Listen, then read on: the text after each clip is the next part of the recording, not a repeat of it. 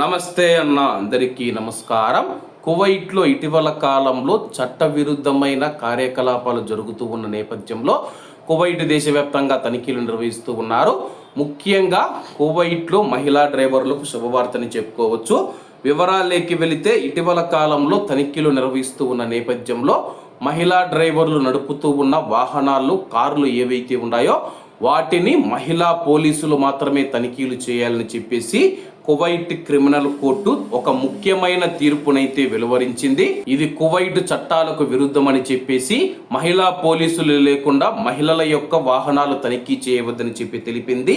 ఈ కువైట్ చట్టానికి విరుద్ధంగా నిర్వహించే ఏదైనా తనిఖీ చట్టబద్ధంగా శూన్యంగా పరిగణించబడుతుందని చెప్పి కోర్టు పేర్కొందనమాట.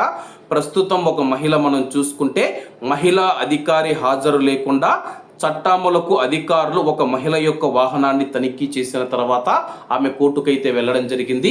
పురుషులు ఎవరైతే పోలీసులు ఉన్నారో వాళ్ళు నా యొక్క వాహనాన్ని అయితే తనిఖీ చేయడం జరిగింది. మహిళా పోలీసు లేకుండా ఒక మహిళ యొక్క వాహనాన్ని ఎలా తనిఖీ చేస్తారని చెప్పి క్రిమినల్ కోర్టుకు వెళ్ళడం జరిగింది.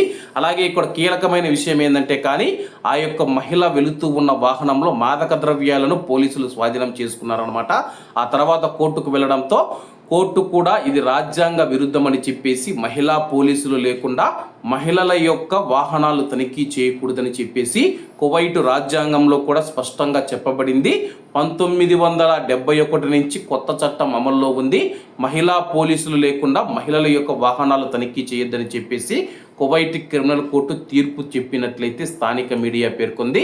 కాబట్టి కువైట్లో ఉన్న మహిళా డ్రైవర్లు ఎవరైతే ఉన్నారో వాళ్ళ కోసం ఇకపైన పోలీసులు తనిఖీలు చేసేటప్పుడు మహిళా పోలీసులను తప్పకుండా ఉంచుతామని చెప్పి అధికారులు తెలుపుతూ ఉన్నారు. కాబట్టి అందరూ బాగుండాలి, అందులో మనం ఉండాలి. అందరికీ నమస్తే అన్న, జై హింద్.